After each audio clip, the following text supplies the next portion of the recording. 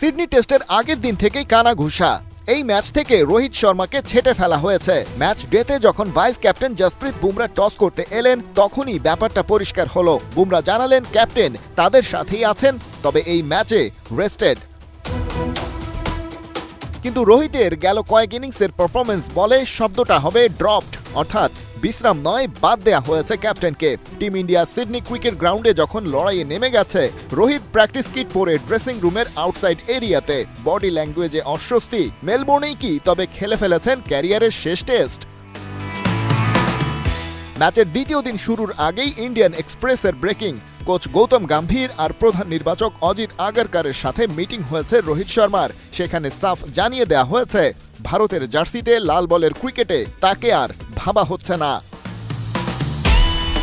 সেই কারণে কি মেলবোর্ন টেস্ট থেকেই কোহলিকে মাঠের অনেকটা নিয়ন্ত্রণ করতে দেখা গেছে। ম্যানেজমেন্ট যদি রোহিতকে বাদ দিয়েই সামনে তাকাতে চায় সেটা অবশ্য অমূলক নয়, কারণ ৩৭ বছর বয়সী রোহিতের টেস্ট ব্যাটিং গ্রাফ নিম্নমুখী। লাল বলের ক্যারিয়ারে যেখানে তার ব্যাটিং গড় ৪০+, গেল এক বছরে সেটা নেমে এসেছে ২৩-এ।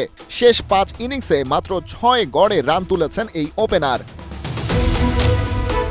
কিন্তু সিডনি টেস্টের দ্বিতীয় দিনের লাঞ্চ ব্রেকে স্টার স্পোর্টসকে রোহিত জানিয়েছেন এই ম্যাচে একাদশের বাইরে থাকা তারই কল ছিল। যেহেতু টেস্ট চ্যাম্পিয়নশিপের ফাইনাল নিশ্চিতের জন্য ডু অর ডাই ফাইট, তাই ওই জায়গায় ফর্মে আছে এমন কাউকে খেলানোর কথা ভেবেছেন। ম্যানেজমেন্টও তার সাথে একমত হয়েছে। কিন্তু এই ২ ম্যাচ না হয় বাইরে থাকলেন, টানা অফ ফর্মের কারণে যে অবসরের গুঞ্জন উঠেছে সেটা কতটা সত্যি?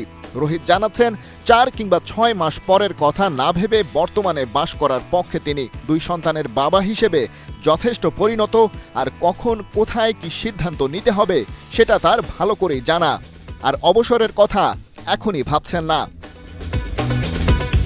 কিন্তু ইন্ডিয়ান এক্সপ্রেসের ওই প্রতিবেদন বলছে আগামীতে লাল বলের ক্রিকেটে রোহিতের ব্যাপারটা ভাবছেই না টিম ম্যানেজমেন্ট। সেক্ষেত্রে প্রশ্ন ওঠে, ম্যান ইন ব্লুজ যদি টেস্ট চ্যাম্পিয়নশিপের ফাইনালে উঠেই যায়, সেই ম্যাচটাও কি মিস করবেন রোহিত? গণমাধ্যমটি নাম প্রকাশে অনিচ্ছুক সূত্রের বরাত দিয়ে আরও বলছে, কেবল টেস্ট নয়, ওয়ানডে দলেও তার অবস্থান নিয়ে দেশে ফেরার পর আলোচনা শুরু হবে।